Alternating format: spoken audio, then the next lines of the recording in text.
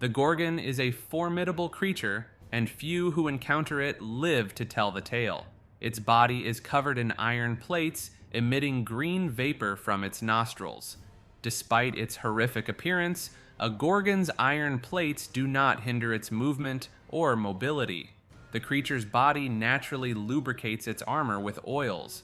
However, when a Gorgon is sick or inactive, it can gather rust on its plates, akin to fungus or mange. When a rusty Gorgon starts moving, its plates emit a squealing sound as they rub together. A Gorgon is a monstrous predator. Upon spotting potential prey, it charges with a cacophony of metal on metal. When it strikes, it pulverizes its target and tramples it to death with its cruel hooves.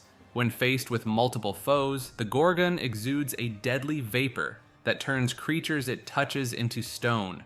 When hunger strikes, it smashes its petrified prey into rubble and uses its powerful teeth to grind the stone into a nourishing powder. The area surrounding a Gorgon's lair is marked by a network of trampled trails and splintered trees, strewn with the remains of its shattered foes. A Grell is an unusual creature with a bulbous, floating brain-like body, a wide beak, and 10 long tentacles.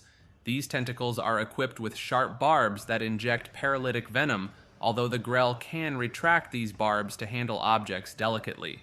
Grells lack eyes but possess a unique form of levitation that allows them to float silently. They rely on keen hearing and sensitive skin to detect vibrations and electrical fields in their surroundings, making them skilled at sensing the presence of creatures and objects nearby. Grells can absorb lightning without harm due to their ability to manipulate electricity. While Grells are typically solitary creatures, they may occasionally gather in small groups referred to as covens. Grells are known for their ambush tactics, preferring to hover near the ceiling of passages or caverns, awaiting lone creatures or stragglers.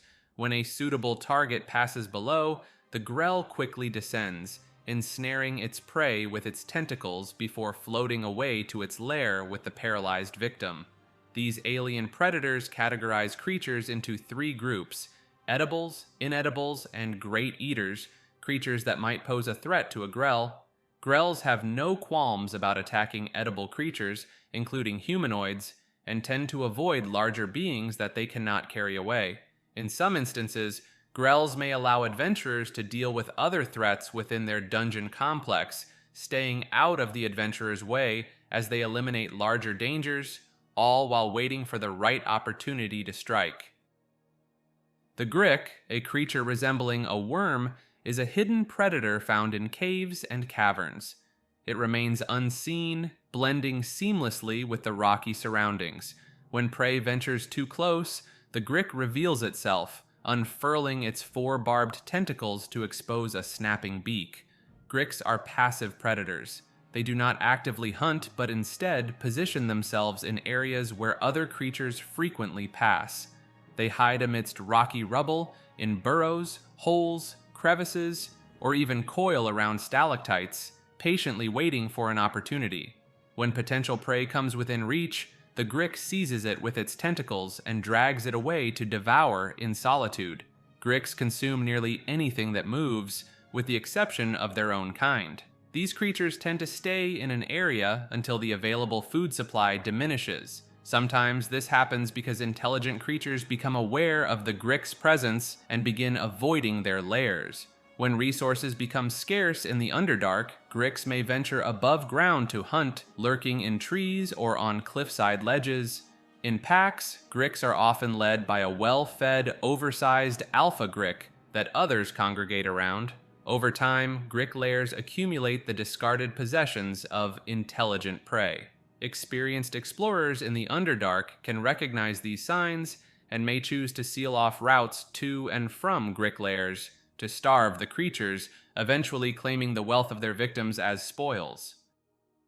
Griffins are formidable avian carnivores known for their ferocity. They possess the muscular bodies of lions and the heads, forelegs, and wings of eagles, combining the speed and lethality of eagles with the strength and grace of lions. These creatures form small prides and are commonly found in rocky cliffside areas near plains and forests. they have a particular appetite for herd animals, especially horses, and they are known to hunt and kill hippogriffs as well. When griffins spot horses, they emit a screeching cry to alert their pride mates, who swiftly descend to hunt their prey. For those who ride or herd horses, the griffin's cry is a dreaded warning of an impending attack. A griffin typically ignores the rider and focuses on the horse, allowing riders who abandon their mounts or herders who release a few horses to escape unharmed. Those who try to protect their horses, however, draw the full fury of the attacking griffin. Griffins make their nests in high rocky clifftop areas using sticks, leaves, and the bones of their prey. Once they establish a territory, they remain there until the local food supply is depleted. These creatures are aggressive and territorial, engaging in brutal aerial combat to defend their nests. They are known to tear and shred the wings of flying intruders, sending them plummeting to the ground. Intruders who attempt to climb to a griffin's lair are either plucked from the cliffs and devoured or knocked off the heights to their demise. Griffins can be trained to serve as mounts, but this process is both time-consuming and costly. Only expert trainers familiar with the griffin's ferocity can raise them safely. Once trained, a griffin becomes a fierce and loyal steed, forming a lifelong bond with its master and fighting to the death to protect them. However, griffin mounts still retain their appetite for horseflesh, so wise masters ensure they are well fed with other prey when passing through civilized lands. Grimlocks, the degenerate subterranean creatures, were once human, but their generations of servitude to the mind flayers in the Underdark transformed them into blind, monstrous cannibals. Originating from human cultures subverted by the mind flayers, these once enslaved humans came to worship the Illithids as blasphemous deities, conducting rituals that involved brain eating as a holy sacrament. Victims abducted from other sentient races were sacrificed, and after their brains were consumed, their lifeless bodies were given to the cultists. When the rule of the Mind Flayers waned, their cults faced constant warfare from their former victims, prompting them to flee into the Underdark domains of their Illithid gods. In this lightless realm, the cultists adapted to their environment, relying on their heightened senses for survival. Over generations, their eyes withered away, leaving only sealed eye sockets behind. Grimlocks possess acute hearing, often detecting faint sounds or whispers echoing through stone passageways. They communicate in low tones, inaudible to most other humanoids, and their keen sense of smell allows them to track scents like bloodhounds. To enhance their senses and warn of intruders, Grimlocks leave trails of blood, piles of dung, or the remains of slain prey in distant locations. When intruders pass through these areas, they carry the foul scents with them, alerting the Grimlocks to their presence. Blindness, which might be a hindrance to most creatures, is an advantage for Grimlocks due to their heightened senses. They are not fooled by visual illusions or misperceptions, and fearlessly stalk their prey. Grimlocks continue to venerate the Mind Flayers and serve them whenever possible. They remember the war that drove them underground, considering it ongoing. Grimlocks periodically return to the surface world to abduct captives for their Illithid masters. Hags are repulsive beings, bearing withered faces framed by frayed hair, warts, and long, skinny fingers tipped with claws. Their appearance reflects the wickedness within them, as they represent all that is evil and cruel. These ancient creatures hail from the Feywild and are cankers upon the mortal world. All hags possess magical powers, some specializing in spellcasting, and they often view their magic as a challenge to the gods, whom they blaspheme at every opportunity. Hags name themselves whimsically, with dark monikers like Black Morwen or Anti-Wormtooth. Hags propagate by stealing and consuming human infants. After consuming the stolen child, a hag gives birth to a daughter who appears human until her 13th birthday, when she transforms into a hag herself. Sometimes hags raise these daughters, forming covens, while other times they return them to their grieving parents to watch their transformations from the shadows. Arrogant by nature, hags believe themselves to be the most cunning creatures and are open to dealing with mortals who show proper respect. They amass knowledge of local lore, dark creatures, and magic, which they are willing to sell. However, bargains with hags are perilous, often involving compromises of principles or significant sacrifices. Hags embrace the macabre, adorning themselves with dead things, bones, and filth. They are repulsed by attractive creatures and may disfigure or transform them.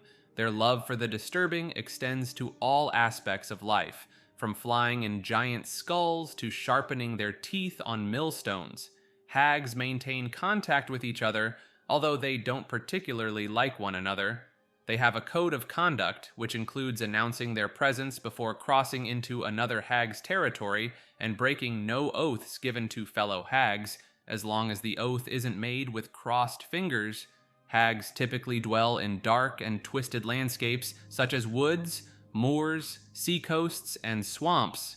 Over time, their malevolence can warp the land itself, turning trees into attackers, vines into snares, and the air into poison. In summary, hags are ancient, evil creatures with distinctive appearances, magical abilities, and a propensity for dark bargains and macabre practices. They often live in sinister lairs that reflect their noxious nature.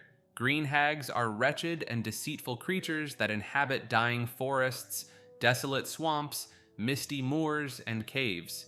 They are masters of manipulation, often using their cunning to deceive and control other beings. These hags can mimic voices, luring victims with cries for help, or driving away intruders by mimicking fearsome animal sounds. Green hags derive pleasure from the misery of others, reveling in the failures and tragedies they cause. Their joy comes from turning hope into despair, not just for individuals but entire communities. Night hags are sly and subversive beings who delight in corrupting virtuous individuals, turning love into obsession, kindness into hate, devotion into disregard, and generosity into selfishness. Originally from the Feywild, they were exiled to Hades due to their foulness, where they degenerated into fiends. These fiends have since spread across the lower planes. Night hags are soulmongers. They visit sleeping humanoids ethereally and invade their dreams, filling their minds with doubt and fear. They aim to manipulate their victims into committing evil deeds in the waking world. Once a victim dies in their sleep, due to these tormenting nightmares, the night hag traps their corrupted soul in a soul bag for transport to Hades. Sea hags dwell in dismal and polluted underwater lairs, often surrounded by marrow and other aquatic monsters. They despise beauty and react to it with anger, frequently attacking or defacing beautiful things. If beauty inspires hope or courage, sea hags aim to twist it into despair or fear. Sea hags are the ugliest among all hags, covered in slimy scales on pallid skin with seaweed-like hair. Their glassy, lifeless eyes reveal their monstrous nature. While they can hide their true form with illusions, their illusory appearance remains haggard and unattractive. In summary, green hags are masters of manipulation who thrive on causing despair. Night hags corrupt souls through nightmarish dreams, and sea hags are ugly creatures with a strong aversion to beauty, seeking to turn it into something ugly and despair-inducing. Half-dragons are the result of a unique union between a dragon and another creature, or through magical transformation. These creatures inherit the essence of a dragon while maintaining the form of their original race. Regardless of their origins, all half-dragons share some common features and abilities. Appearance-wise, half-dragons exhibit a blend of dragon and their original race traits. They often have special senses, allowing them to perceive things beyond the capabilities of most creatures. Additionally, half-dragons possess a notable resistance to destructive energy, which provides them with increased resilience against certain types of attacks. Furthermore, they wield a breath weapon, a powerful ability that allows them to exhale a destructive element, such as fire, acid, or cold, depending on their dragon lineage. Half-dragons are unique in their reproductive nature. They cannot have natural-born offspring and must seek magical means to propagate their lineage. As compensation for this limitation, half-dragons enjoy an extended lifespan. Typically, a half-dragon's life expectancy is twice that of their non-draconic ancestry, enabling them to live for over a century and a half, depending on their original race. The personality of a half-dragon often reflects their draconic heritage. For instance, half-gold dragons tend to be reserved and secretive, while half-copper dragons display playful and impish tendencies. On the other hand, half-green dragons may exhibit deceitful behavior, and half-white dragons are often seen as less intelligent and more brutish. It's important to note that these traits can be influenced by the creature's original lineage, but qualities like greed, arrogance, and paranoia are frequently present, even in good-aligned half-dragons. In terms of transformation, any beast, humanoid, giant, or monstrosity has the potential to become a half-dragon. When a creature undergoes this transformation, it retains all of its original statistics, with the added benefits and traits that come with being a half-dragon. This unique combination of draconic essence and their original nature makes half-dragons intriguing and formidable beings in the world of Dungeons & Dragons. Harpies are cruel and sadistic creatures that derive pleasure from suffering and death. They are constantly on the prowl for prey, and their sweet songs have lured many adventurers to their demise. Harpies possess a unique appearance, combining the body, legs, and wings of a vulture with the torso, arms, and head of a human. Their formidable talons and bone club make them dangerous in combat, and their eyes reflect their inherent evil. These creatures are the result of a divine curse that originated from an encounter between an elf and the reclusive elf god, Fenmarel Mestarine. The elf's longing for the god's attention led to a transformation into the first harpy. This curse not only altered her physical form, but also twisted her desire for love into a ravenous hunger for flesh. Her beautiful song, which originally entranced Fenmarel Mestarine, became a deadly lure for unsuspecting creatures. The harpy's song is exceptionally beautiful and captivating, causing those who hear it to approach the source unwittingly. While some harpies use this charm to their advantage in combat, they often prefer to lead their prey to treacherous locations like cliffs, bogs, quicksand, or deadly pits.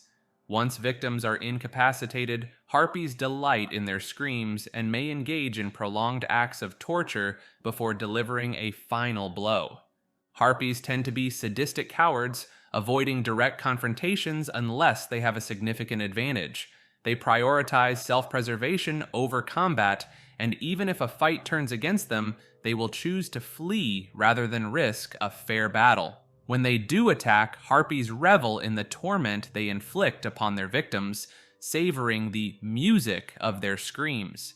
Furthermore, harpies are known for collecting shiny trinkets, valuable objects, and trophies from their victims. They may even engage in fights amongst themselves over the most prized possessions. In the absence of valuable items, harpies collect hair, bones, or body parts to decorate their nests. These nests are typically hidden in remote ruins, often concealing valuable treasures and magic items buried beneath layers of gruesome detritus. Hellhounds are fiendish creatures resembling powerful dogs, often found in the fiery battlefields of Acheron and across the lower planes. On the material plane, they frequently serve devils, fire giants, and other evil beings as guard animals and companions. These creatures are known for their burning hunger, hunting in packs, and targeting the most vulnerable prey. They display relentless determination in pursuing their chosen victims, using their savage bites and fiery breath to overwhelm them. Hellhounds avoid engaging with foes that pose a significant threat. When hellhounds feed, the consumed flesh fuels the infernal fires within them. Upon their demise, these creatures erupt into billowing smoke and blazing embers, leaving behind nothing but scorched tufts of black fur. While hellhounds are more intelligent than ordinary beasts and are capable of following orders due to their lawful nature, their inherent evil disposition prevents them from being trained for anything other than ruthless killing. If denied the opportunity to indulge their malevolent hunger, hellhounds quickly turn against or abandon their masters. The Helmed Horror is a construct known for its intelligence, reasoning abilities, and unwavering loyalty to its creator, a loyalty that persists even after the creator's demise. It resembles a suit of empty plate armor, lacking any ambition or emotion. In terms of its magical purpose, creating a Helmed Horror demands more magical resources compared to crafting a lesser suit of animated armor. However, once created, a Helmed Horror requires less ongoing direction and maintenance as it diligently carries out its assigned tasks. These creatures exhibit complete loyalty to their orders and possess the intelligence to grasp the intent behind those orders, prioritizing the intended outcome over rigid adherence to the wording. When engaged in combat, a Helmed Horror displays tactical cunning similar to a skilled warrior. It often takes to the air to target weaker adversaries and spellcasters first, demonstrating a strategic approach. However, it lacks the insight to alter its surroundings, fortify its position, or employ other active defensive measures. One notable aspect of the Helmed Horror is its constructed nature. These creatures do not require air, food, drink, or sleep to function, making them self-sustaining and capable of carrying out their duties without the need for basic life necessities. The Hippogriff, a creature of ancient and mysterious origins, combines elements of both eagle and horse in its appearance. It possesses the wings and forelimbs of an eagle, the hindquarters of a horse, and a unique head that blends features from both of these animals. These creatures tend to be reclusive and have omnivorous dietary habits. Hippogriffs form lifelong bonds with their mates and rarely venture far from their nests. When it comes to defending their mate or offspring, they fight to the death. Unlike many other creatures, hippogriffs do not lay eggs. Instead, they give birth to live young. Hippogriffs face natural predators in the form of dragons, griffins, and wyverns who have a taste for hippogriff meat and often hunt them. Interestingly, hippogriffs can be raised in captivity and trained to serve as faithful companions and mounts. Among the various creatures that can be trained for such purposes, hippogriffs are considered one of the easier options to train, and they display remarkable loyalty when trained properly. Hobgoblins are aggressive humanoid creatures known for their martial prowess and insatiable thirst for conquest. They have dark orange or red-orange skin, ranging from dark red-brown to dark gray hair, and yellow or dark brown eyes. Their wide mouths house sharp, yellowed teeth, and some males may have large blue or red noses, symbolizing their virility and power among goblinoids. Hobgoblins have a similar lifespan to humans, although their love for warfare often leads to shorter lives. Belonging to the goblinoid family, hobgoblins often dominate their smaller goblin and more ferocious bugbear cousins. They value physical strength and martial prowess above all else, and their society is built on the demonstration of skill and cunning in battle. Hobgoblins are skilled in combat and weapon crafting, known for crafting arms, armor, siege engines, and military devices. They maintain well-organized and disciplined armies, favoring bold tribal colors with blood-red piping and black leather trim on their uniforms. These creatures organize themselves into tribal legions, with every hobgoblin holding a rank. Warlords, captains, and foot soldiers all play vital roles within a legion. Warlords are ruthless tyrants who prioritize strategy, victory, glory, reputation, and dominion over everything else. Hobgoblins excel in tactics and discipline and can execute sophisticated battle plans under the guidance of a strategically minded leader. They have a strong hatred for elves and prioritize attacking them over any other foes, even if it is not the most tactically sound choice. Hobgoblins often bolster their ranks with less reliable and expendable troops, including goblins, bugbears, orcs, evil humans, ogres, and giants. They have a history of training animals for various purposes, such as using oxen and horses for transportation, trained ravens for communication, and vicious wolves to guard prisoners and camps. Some tribes even employ carnivorous apes as fighting beasts, and their cavalry uses trained wergs as mounts. Hobgoblins seek to conquer and control lands with abundant resources found in forests, mountains, near mines, humanoid settlements, or any area with valuable resources. They build and conquer strategically advantageous strongholds, which they use as bases to expand their territory. Before launching attacks, Hobgoblins conduct thorough reconnaissance to assess their enemies' strengths and weaknesses. They employ tactics like surrounding strongholds to cut off escape routes and supply lines, slowly starving their enemies. Hobgoblins fortify their strongholds with ditches, fences, gates, guard towers, pit traps, and crude catapults or ballistae. They are relentless in their pursuit of secure holdings. Hobgoblins worship Maglubiet, the Mighty One, the greater god of goblinoids. They believe that when they die in battle, their spirits join the honored ranks of Maglubiet's army on the plain of Acheron, showing no fear of death in the heat of battle. A homunculus is a small, squirrel-sized construct created through a ritual using clay, ash, mandrake root, and blood. It serves as an extension of its creator, sharing thoughts, senses, and language through a mystical bond. A master can have only one homunculus, and when the master dies, the homunculus also perishes. The homunculus possesses a shared mind with its creator, meaning it has access to all the knowledge, including languages, that its creator possesses.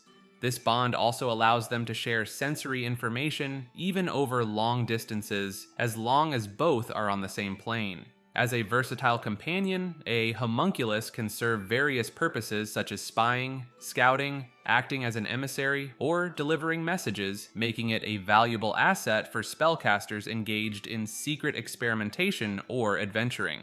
While the homunculus is on the same plane of existence as its master, it can magically convey what it senses to its master, and the two can communicate telepathically.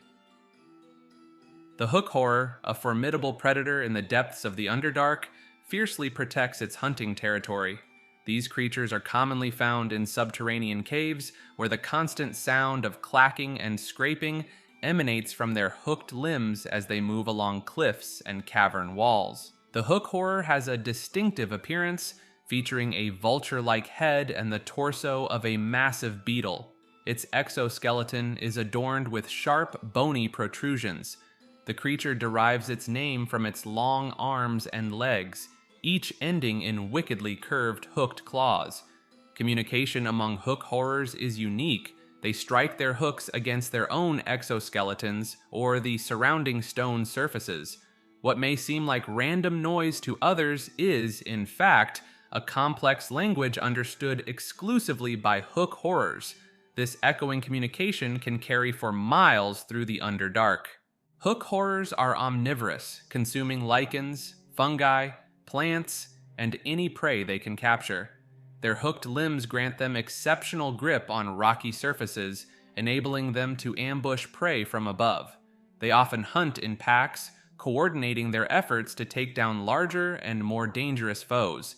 When faced with a losing battle, a hook horror can swiftly climb cavern walls to escape.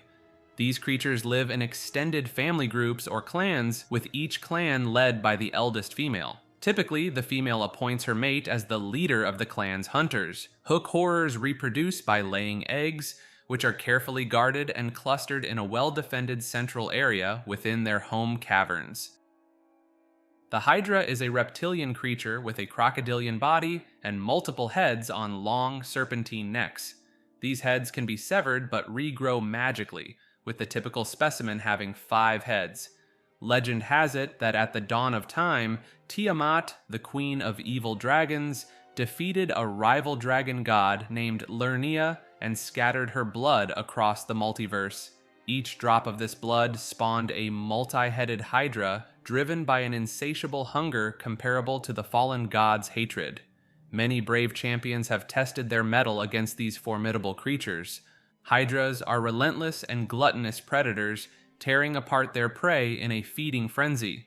When they exhaust the available food in an area and drive off potential competitors, they move on in search of new meals. If a Hydra cannot find food, its hunger is so extreme that it may turn on itself, with its heads attacking each other in a gruesome act of self-cannibalism.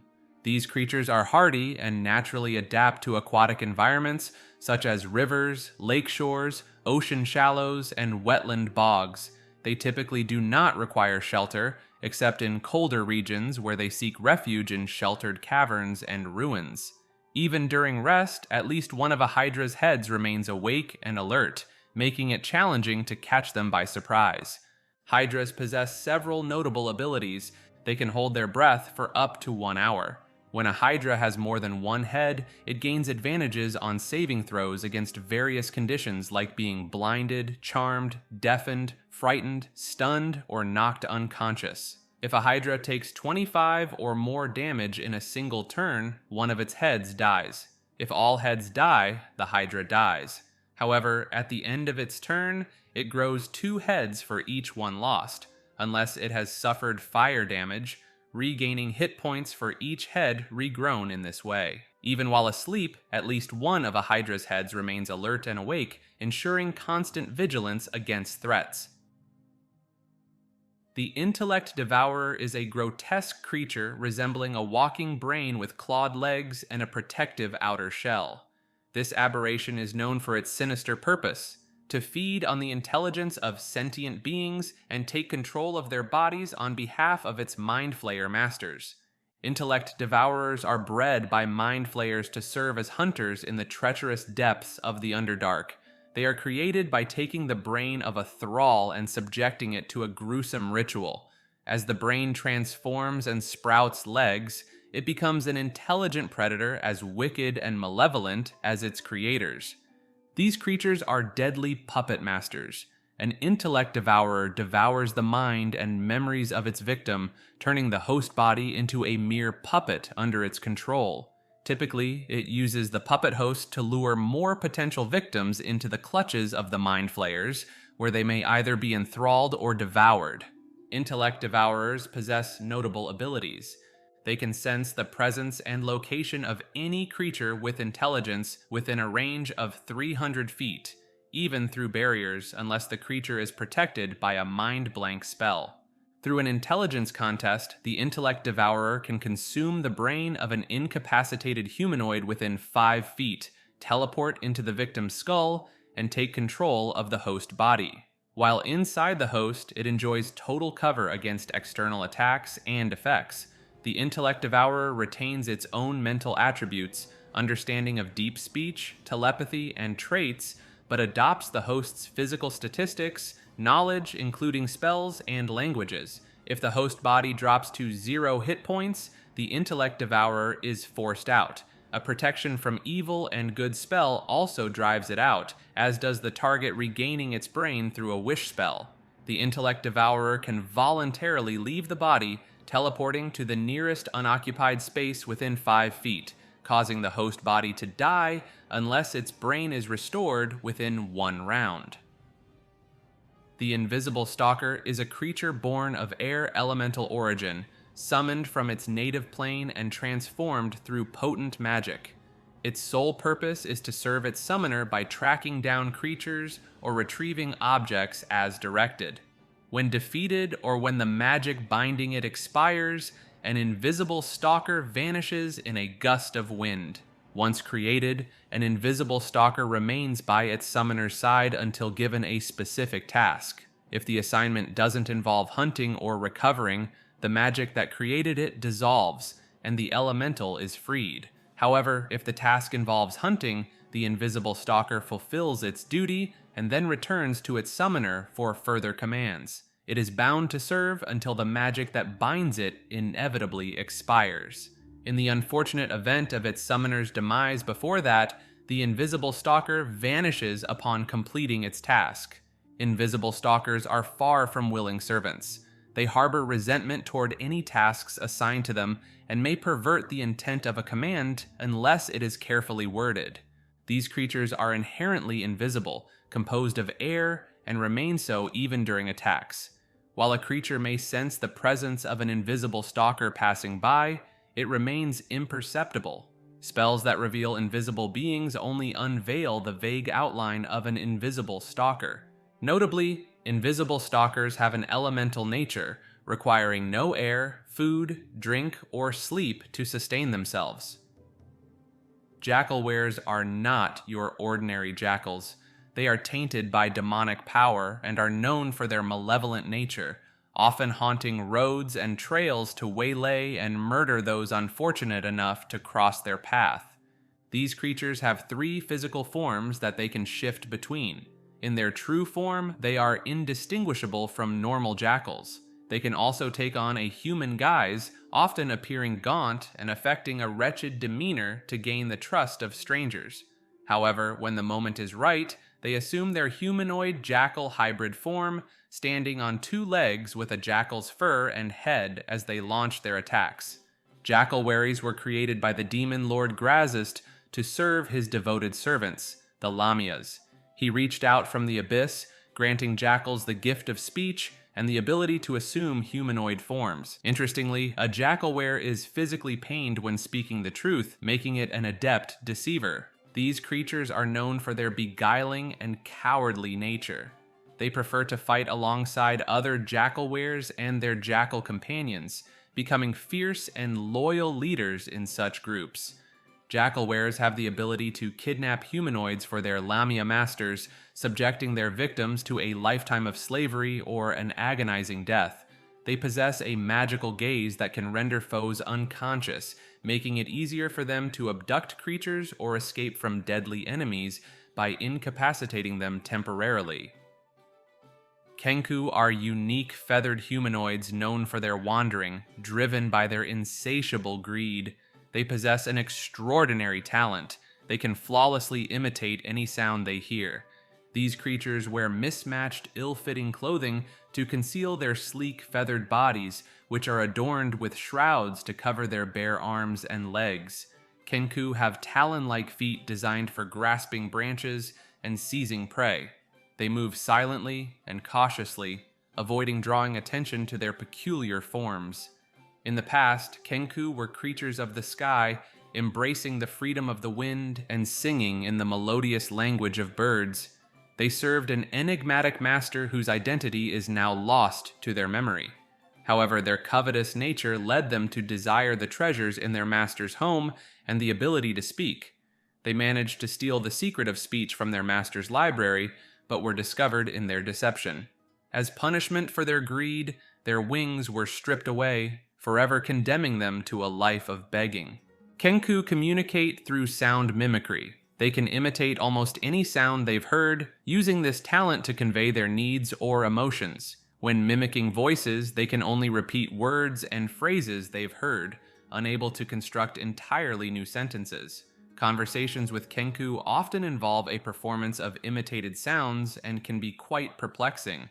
These feathered creatures have an intricate method of communication among themselves, relying on subtle glances, gestures, and succinct sounds to convey complex ideas or emotions. They also develop secret codes, using specific sounds to signal various commands or warnings within their groups. Kenku's mimicry skills extend to handwriting, making them valuable forgers. Criminal organizations often employ Kenku to create counterfeit documents or evidence to frame others for crimes. Despite their cunning and talents, all Kenku share a deep yearning to fly once more. Their self-imposed punishments often involve wearing false wings, and they tragically execute condemned individuals by casting them from great heights, a cruel reminder of the wings they once possessed. Kobolds are reptilian humanoids known for their servitude to evil dragons. They consider these dragons to be demigods and willingly serve them. While they occasionally inhabit dragon lairs, they more commonly infest dungeons, scavenging treasures to add to their modest hoards. These creatures, called kobolds, are egg-laying and mature quickly. Despite potentially living for over a century as great worms, many do not make it past their first decade due to their physical weakness, making them vulnerable to predators. To counter this vulnerability, they rely on their strength in numbers, using sheer quantity to win battles, often at the cost of significant casualties. Kobolds compensate for their physical shortcomings with their talent for trap-making and tunneling. Their lairs consist of low tunnels that favor their small stature, hindering larger creatures. These lairs are also filled with a variety of traps, some of which employ natural hazards and other creatures. For example, tripwires might trigger spring-loaded traps that release dangerous substances or creatures upon intruders. In addition to their dragon reverence, kobolds worship a lesser deity named Kurtulmak. Legend has it that Kurtulmak was once a vassal of Tiamat in the Nine Hells until a gnome god, Garl Glittergold, played a trick on him. This prank led to Kurtulmak's eternal imprisonment in an underground maze, fueling kobold hatred for gnomes and their love for pranks. Devout kobold worshippers dedicate themselves to finding and freeing their trapped god. Some kobolds, known as URDs, are born with leathery wings that grant them flight. These winged kobolds enjoy perching on high ledges and dropping rocks on unsuspecting passers-by. However, these winged individuals, seen as recipients of Tiamat's gifts, often clash with their wingless kobold counterparts who envy their abilities. Beneath the ocean's surface, the Kraken rests, awaiting a mysterious signal or call. Sailors of the open sea often forget the reasons their ancestors feared the ocean, while underwater races have gaps in their history tied to the appearance of this tentacled terror. In the distant past, krakens were once formidable servants of the gods, but later broke free from servitude. When a kraken emerges, it inspires fear across entire nations. Even in the deep sea, storms obey its will. This primeval force can obliterate civilization's greatest achievements, disrupting ocean trade and coastal city communication. A kraken's attack is heralded by an ominous darkness and a cloud of inky poison in the water. Galleons and warships fall prey to its tentacles, breaking their masts and claiming ships and crew. Surprisingly, even landlocked areas aren't safe, as krakens can breathe both air and water. Some crawl up rivers, leaving destruction in their wake and nesting in freshwater lakes. Krakens have varied allegiances. Some are akin to gods with devoted followers, while others align with Hydra, the evil princess of elemental water, using her cultists to exert control over both land and sea. These creatures can calm turbulent seas and provide bountiful fish harvests to those who please them. However, their ancient and devious minds ultimately seek the destruction of all things. Krakens make their homes in dark depths, often dwelling in sunken rifts or caverns filled with debris, treasures, and the wreckage of ships. Kuo-toa are aquatic humanoids with a fish-like appearance. They once inhabited surface shores and islands, but were driven underground by other races. Daylight has become unbearable for them, so they dwell in perpetual darkness. Once, the Illithids enslaved thousands of Kuo-toa, subjecting them to overwhelming psychic oppression. This mental torment drove them insane. Their shattered minds led to the creation of their own gods as a form of protection, especially against the drow, who have been their enemies since their first encounter. Kuo-toa worship their self-made gods, and if enough of them believe in a god, it can manifest as a physical entity. These divine beings take random or nonsensical forms. One of their revered gods is Blibdul Pulp, the Sea Mother, resembling a human with a crayfish head, claws, and a shell covering her shoulders. This god likely originated from a Kuo-toa's alteration of a broken human statue. When Kuo-toa encounter an aboleth, they often start worshipping it as a god, blinded by their madness to its sinister intentions. Kuo-toa archpriests rule theocratic domains with fanatical followers. They demand worship of specific gods and possess the powers of high clerics. Devout underlings called whips serve them, and the archpriest's children fight for the throne upon their death. Displeased whips can lose their spellcasting abilities or their lives.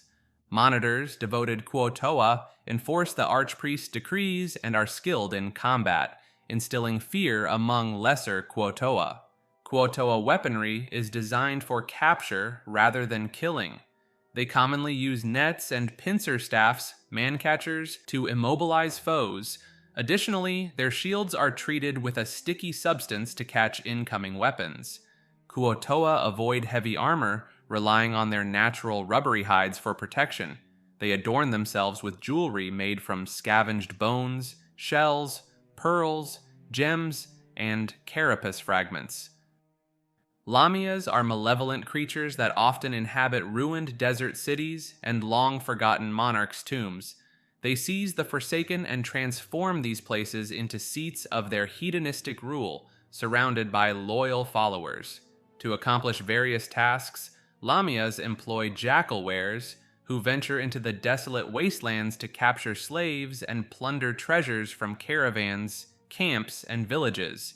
The Lamia's magic conceals their Jackalwere servants as they carry out these raids. The Lamia's appearance is a striking combination of a beautiful humanoid upper body and a powerful, four-legged leonine lower body. Its predatory nature is evident through its vicious black claws and its craving for torment and humanoid flesh. These decadent creatures enhance their lairs, which are typically ruins, with stolen finery from passing caravans and illusions to mask decay. Astonishing gardens, finely decorated apartments, and numerous slaves contrast sharply with the lair's desolation. Using their intoxicating touch, Lamias weaken the minds of their enemies, making them more susceptible to enchantment spells and turning them into obedient slaves. Those they ensnare with Geas spells engage in elaborate contests for the Lamia's amusement. Lamias are driven by a desire for wealth and slaves. They use scrying spells to monitor their domains, watch trade routes, and locate objects or creatures of interest. They particularly enjoy corrupting adventurers with pure hearts, luring them with magic and their thralls, and then feasting upon their downfall. Beauty and strength are highly prized, and those who don't meet their standards either become the main course in a gruesome feast or are released to meet their fate in the wastelands. In combat, Lamias prefer to fight from a distance, using magic to beguile their foes. If forced into melee, they briefly engage, using their claws and daggers before swiftly retreating to safety. Some Lamias are minions of the demon lord Grazst. These Lamias were once mortal servants, granted immortality and monstrous power in exchange for their allegiance. Grazst occasionally assigns them to guard important locations, but they remain free to spread evil as they see fit. Liches are the result of powerful wizards who willingly embrace undeath to preserve themselves. They pursue their own power at any cost, with little concern for the affairs of the living. Scheming and insane, they crave long-forgotten knowledge and the most hidden secrets, devising plans that span years, decades, or even centuries. A Lich appears as a gaunt and skeletal humanoid, its flesh withered and stretched tight across its bones. Its eyes have decayed, but points of light burn within its empty sockets. Typically, it wears the remnants of fine clothing and jewelry, worn and dulled by the passage of time. The path to lichdom is neither impulsive nor easily undertaken. Wizards seeking lichdom must make pacts with fiends, evil gods, or other malevolent entities. Orcus, the demon prince of undeath, has created numerous leeches. However, those who grant the power of lichdom always demand loyalty and service in exchange. A lich is created through an arcane ritual that binds the wizard's soul to a phylactery, preventing it from departing to the outer planes after death. The phylactery, typically an amulet resembling a small box, contains arcane sigils of naming, binding, immortality, and dark magic inscribed in silver. To complete the transformation, the future lich consumes a vile potion containing poison mixed with the blood of a sentient creature, whose soul is sacrificed to the phylactery. The wizard then dies, only to rise as a lich, with their soul forever bound within the phylactery. To sustain their existence, a lich must periodically feed souls to their phylactery using the imprisonment spell. This traps the target's body and soul within the phylactery, with a 9th level dispel magic being the only means of release. If imprisoned for 24 hours, the creature is utterly destroyed, and only divine intervention can restore it to life. Leeches failing to maintain their bodies through soul sacrifices risk physical deterioration and may become demiliches. When a lich's body is destroyed, a new one forms beside the phylactery within days, coalescing from glowing smoke. To avoid eternal death, liches safeguard their phylacteries in hidden, well-guarded locations. Destroying a phylactery is a complex task, often requiring special rituals, items, or weapons, as each phylactery is unique. Liches occasionally take interest in the world around them, often stirred by significant events that remind them of their past life. Otherwise, they lead a solitary existence, only interacting with creatures whose service benefits their lairs. Many leeches abandon their former names and adopt monikers such as the Black Hand or the Forgotten King. Liches are collectors of spells and magic items, hoarding potions, scrolls, spellbooks, wands, and staves. They readily employ these treasures to defend their lairs when under attack. Liches do not require air, food, drink, or sleep due to their undead nature. Regarding their lairs, leeches often haunt places they favored in life, such as lonely towers, haunted ruins, or black magic academies. Some construct secret tombs guarded by powerful creatures and traps. Every aspect of a lich's lair reflects its cunning, with magic and mundane traps securing it. Undead, constructs, and bound demons hide in shadows, emerging to eliminate intruders who disturb the lich's work. Lizardfolk are primitive reptilian humanoids commonly found in swamps and jungles. They establish villages in secluded grottos, half-submerged ruins, and watery caverns. These creatures are highly territorial and rarely interact with other races. They deploy camouflaged scouts to guard their domain and react aggressively to unwelcome visitors, either harassing and driving them away or luring them into dangerous situations with local predators. Lizardfolk lack conventional moral concepts and operate on a neutral perspective, prioritizing survival above all else. Any creature that enters their territory becomes a potential target, regardless of whether it's a humanoid, beast, or monster. They are cautious about venturing beyond their borders to avoid becoming prey instead of hunters. While lizardfolk can form alliances with neighboring races when they realize the potential benefits, they are initially wary. Once established, these alliances are steadfast and strong, with lizardfolk proving to be loyal and fierce allies. Lizardfolk have an omnivorous diet, but particularly relish humanoid flesh. Prisoners are often taken to become the centerpiece of feasts and rituals, involving activities like dancing, storytelling, and ritual combat. Victims are either cooked and consumed by the tribe or offered as sacrifices to Semuanya, the lizardfolk god. Despite not being skilled artisans, lizardfolk craft tools and ornamental jewelry from the bones of their kills and fashion shields from the hides and shells of dead monsters. Leadership in lizardfolk tribes is typically held by shamans who oversee religious ceremonies honoring Semuanya. Occasionally, a lizardfolk tribe produces a powerful figure influenced by Sesenek, a reptilian demon lord. These lizard kings and queens are larger and more cunning than their peers and tend to be thoroughly evil, often challenging a shaman's authority and inciting aggressive behavior among their subjects. Lizardfolk speak Draconic, which they likely learned from dragons in ancient times. When encountering dragons in their territory, lizardfolk offer tribute to gain favor. Evil dragons may manipulate lizardfolk for their purposes, turning them into raiders and plunderers. Lycanthropy is a curse that dates back to ancient times, striking fear into the hearts of many. Those afflicted by this curse can transform from their normal humanoid selves into ravening beasts. Initially, in their humanoid form, they appear as they always have, but over time they may acquire features reminiscent of their animal form.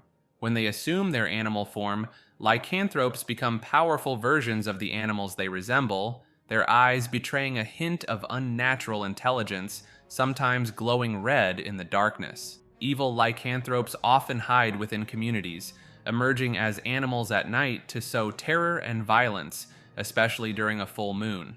In contrast, good lycanthropes are reclusive, finding it difficult to coexist with civilized beings. They frequently choose to live alone in the wilderness, far removed from villages and towns. Lycanthropy can be contracted in two ways, by being wounded by a lycanthrope or having one or both parents be lycanthropes. A remove curse spell can free an afflicted lycanthrope from the curse, but for those born with it, only a wish can provide salvation. Lycanthropes have a choice: resist the curse or embrace it.